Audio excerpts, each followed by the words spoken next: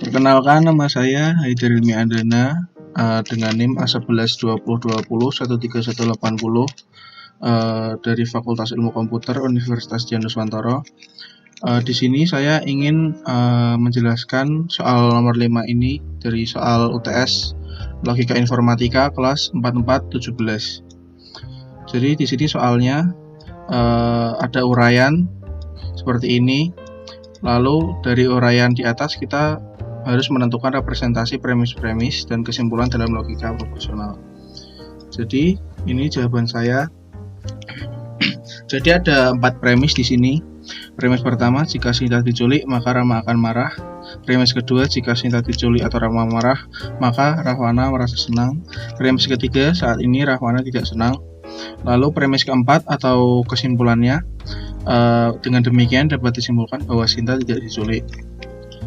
Di sini kita dapat beranggapan atau mengibaratkan jika Sinta diculik itu adalah P, jika Rama marah itu Q, dan Rahwana senang adalah R. Lalu di sini kita ingin membuat variabel logika proposal atau ekspresi berdasarkan pengibaratan tadi. Yang pertama yaitu P maka Q, jika Sinta diculik maka Rahwana senang. Lalu yang kedua ada P atau Q maka R. Jadi jika Sinta diculik atau Rama marah maka Rahwana senang. Lalu yang ketiga ada negasi R, di mana premis ketiga saat ini Rahwana tidak senang. Dan yang keempat yaitu negasi P, yaitu kesimpulannya disimpulkan bahwa saat ini Sinta tidak diculik. Lalu untuk yang B, poin B, ubah ke dalam bentuk klausa untuk pembuktian resolusi. Jadi di sini ada bentuk klausanya. Kita bisa membuat bentuk klausa berdasarkan premis-premis yang sudah ada. Jadi dari premis 1 menjadi klausa 1, yang di sini P maka Q menjadi negasi P atau Q, di mana Sinta diculik maka Rama akan marah, menjadi negasi P atau Q, sehingga bentuk klausanya adalah negasi P dan Q. Lalu untuk premis keduanya kita ubah menjadi klausa kedua, di mana P atau Q maka R, sehingga bentuk klausanya menjadi negasi P, R, dan negasi Q dan R. Lalu di sini premis ketiga juga kita ubah menjadi klausa ketiga, yaitu negasi R, dan tidak ada perubahan, jadi bentuk klausanya tetap negasi R. Lalu premis keempat juga menjadi klausa keempat, dan negasi P menjadi klausa kesimpulan, sehingga bentuk klausanya adalah negasi P. Lalu untuk poin C-nya, kita menerapkan prinsip resolusi untuk membuktikan apakah kesimpulan di atas valid.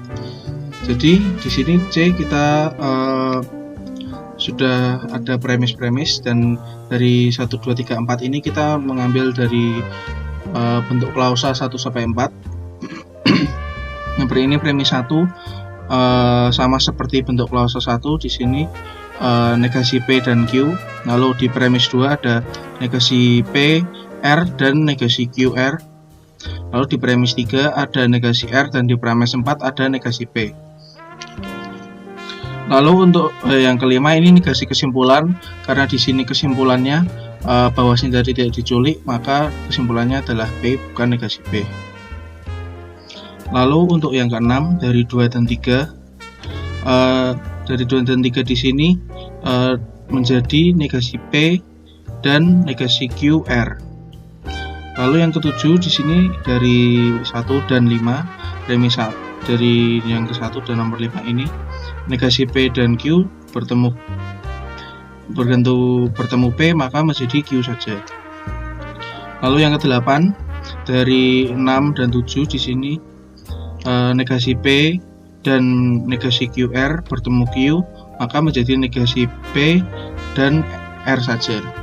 Dan dari sini dapat terbukti bahwa kesimpulannya terbukti tidak valid, karena di yang ke-8 ini ada 2 yang seharusnya untuk menjadi valid hanya suatu saja, karena jika 2 maka itu tidak valid. Baik, segitu saja dari penjelasan saya. Terima kasih.